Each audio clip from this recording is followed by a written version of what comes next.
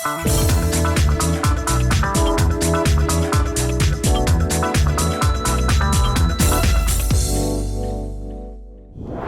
and welcome to VOA's Red Carpet. My name is Jackson Vunganya. I want to thank you for joining us today on the show. As always, right here on Red Carpet, we bring you the latest in entertainment news, in sports, in fashion, in film and television from around the world. Let's get on with the show. And we begin with actress and UN High Commissioner for Refugees Special Envoy Angelina Jolie, who visited a refugee camp in Burkina Faso to mark World Refugee Day by bringing attention to how displacement is affecting people around the world. Today, 1 in 95 people are forcibly displaced. 1% of humanity. And the numbers are rising. We have to wake up to the track we are on globally, with so many conflicts raging and the very real possibility that climate change will force tens, if not hundreds of millions of people to have to leave their homes in the future, with no possibility of return. Jolie told the Associated Press that the world needs to wake up to the track we are on globally, where conflict and climate change could force hundreds of millions of people to leave their homes seeking refuge elsewhere. The truth is, we are not doing half of what we could and should to find solutions to enable refugees to return home or to support host countries like Burkina Faso. Malian refugee Fadimata Mohamed Ali Wale says insecurity forcing people to flee their homes is a challenge for all of Africa. We insisted on staying here. We stayed here with fear. We are too scared. It's like what we had left in Mali. It happened in Burkina. But it's not Burkina's fault. This is all of Africa. Today, there is not a country where there is no problem. This problem covers all of Africa. We say Burkina, we say Mali, we say Niger, we say Nigeria, we say Ivory Coast. And still in Burkina Faso, here is a story of 2 Malian refugees who found dance as part of a program to heal the traumas of marginalized youth. VOA's Claire McDougall has more from Ouagadougou. Malian dance students Amri Ag Abdoulaye and Mohamed Oud Najim are struggling to master a new routine. For much of their lives, they've been struggling to survive, living in an insecure refugee camp on the Mali-Burkina Faso border after fleeing Islamist militants. Dance has helped us forget how many of the things we have been through. When we came here, there was sadness, a lot of sadness. The 3-year program by France-based Burkinabe dancer Salia Sanu aims to help marginalized youth and refugees. The center has a mission to reach out to youth and refugees in difficult situations, to do cultural and artistic meditation. Through dance, these people can find themselves. Najim says dance is helping them to express themselves and tell their stories. When we were at camp in Mentau, we were closed in. I wasn't happy to be alive. I was just living. That was it for me. My life changed with the dance, and I am more at ease than before, and I've overcome a lot of sins. Dance instructor Idrissa Kafando is training the group of 25 students, some of whom are from marginalized backgrounds. We educate everyone who comes here. Dance can allow you to re-innovate yourself and become another person. The 2 young men hope the training will help them become known as dancers, not just part of the 23,000 Malian refugees living in Burkina Faso. Activist turned artist Salma Zulfikar began her Migration Blanket Art project in hopes of empowering refugee women and girls. Originally from Pakistan, Zulfikar has worked with humanitarian groups in Afghanistan, Pakistan, Yemen, Syria, Kenya, Chad, and Cameroon.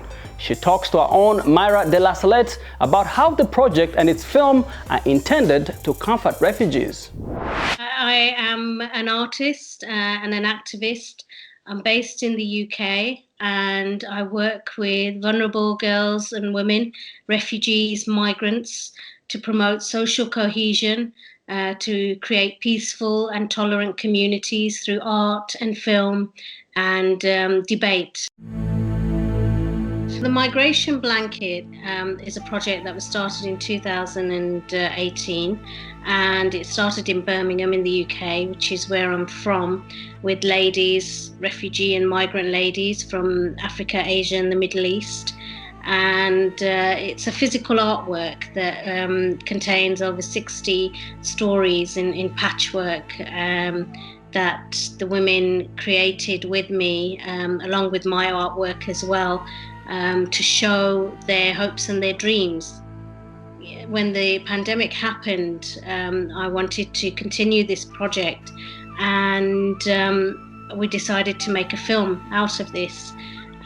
So this became the film In Solidarity, The Migration Blanket, and it features everybody's work. So that's over 100 pieces of artwork, and over 50 women took part. And the blanket takes you on a journey around the world to show you these images created by all of the women and give you an idea of what they've been going through. Because, as I said, these are groups that are marginalized. They're suffering in silence, and they're not really being given a platform to be able to express their needs because of everything that's going on, because of the chaos that's been created by COVID.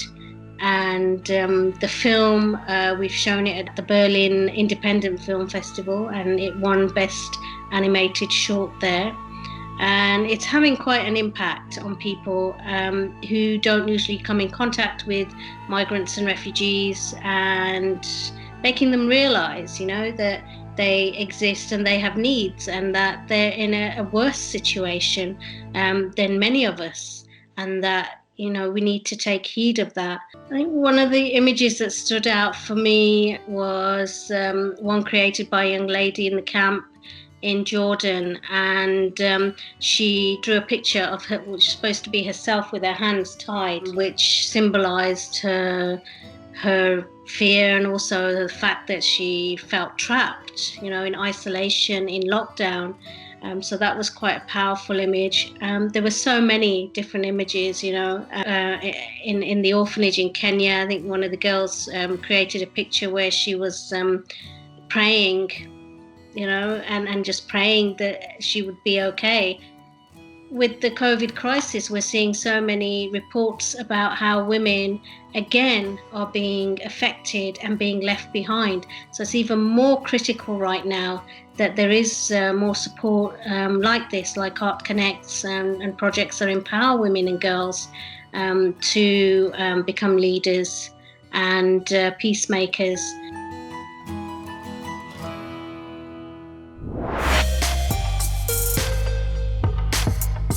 And now to Khartoum for Sudan's first women-only fashion show since the fall of longtime ruler Omar al-Bashir in 2019. The show's theme was black and white and brought participation from 20 fashion designers and models. Fashion designer Shaima Hussein was one of those designers. I participated in the Black and White show because it is a special show and is held internationally. This is the first time this show is held in Sudan.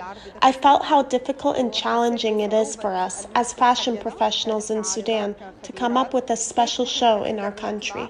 The military overthrew al-Bashir amid massive public protests. 22-year-old Roman Ahmed told the Associated Press about the difficulties during this rule. I faced a lot of harassment at the beginning of my work as a model from a former security officer, and he tried to harm my career as a model, but I overcame that. Designer Sosan Abdu tried making the show more inclusive by catering to different groups. I tried to satisfy the different tastes of all groups. For example, the Sudanese dress, which distinguishes married ladies, I tried to add some touches to make it look more beautiful. And in this collection, I tried to include evening dresses for young women. Across the US, Americans celebrated the new national holiday, Juneteenth, which commemorates the end of slavery in 1865. It comes 1 year after anti-racism protests following the death of George Floyd. With marches, music and speeches from New York to Los Angeles and of course in Galveston, Texas, people came together to commemorate Juneteenth on June 19, 1865. It was in that Texas coastal area that it was announced to African Americans that enslaved people were now free. At the Brooklyn unveiling of a statue honoring his brother, George, Terrence Floyd spoke to AFP about a group he recently created, We Are Floyd, to help keep the change going. Well, a year later, we see change, and we're going to continue that change. That's why I started the organization We Are Floyd, to promote that change, to keep the change going, to put a light on certain issues we have in our community, so things like this don't happen again. Artist Chris Kanabuchi, who made the George Floyd statue, explained why this project was important to him. It just was a story that changed the world, and I wanted to create something as an artist that would sort of capture that moment, but also something that would be lasting, so that people can remember what happened. Members of the public who were there to see the statue reflected on the symbolism of this work of art. It's a symbolism thing. It's symbolic of, his life, of, the actions behind what took his life, and it's just a start. It's a beginning of, something to show that we're making steps in the right direction. And as we end our show, let's head to the Jersey City Mural Festival, where you'll find more than 50 walls, over 27,000 square meters of wall space, dozens of artists, and tons of paint.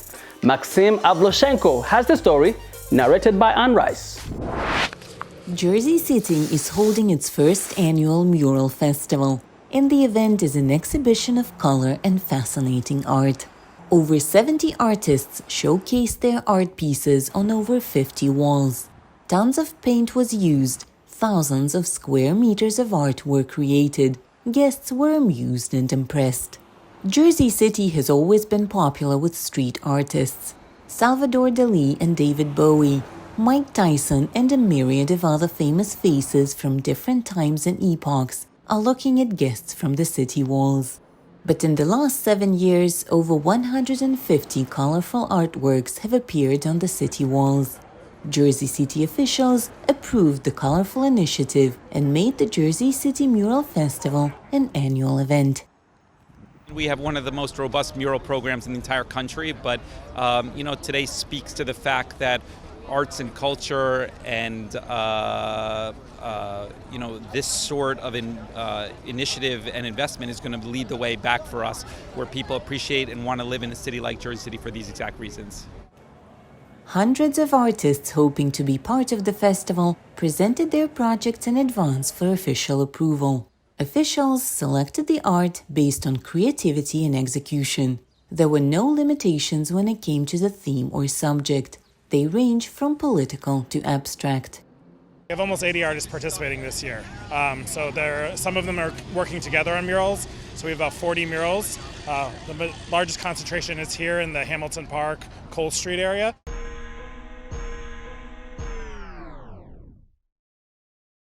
And we started an underground art scene here that has finally come to fruition, and now we're kind of hooked up with the whole city, and we're decorating the whole city with these grand murals, with using artists from all over the world, the most famous artists in the world. Tasty food, refreshing drinks, art, and lively conversations. The festival proved to be a magnet for both tourists and locals, and a way to get distracted from problems and worries. I think Jersey City is like such an inspiration of bringing communities together through art. And while the festival only lasts a few days, the murals will stay on the city walls until next year, when more art finds its way into the public spaces of Jersey City. And with that, we come to the end of our show today. I want to thank you for joining us today. My name is Jackson Vunganyi. For more entertainment news, remember to check us out at voanews.com. We are also on all social media platforms, on Facebook, on YouTube, and on Instagram. Until next time, goodbye everyone.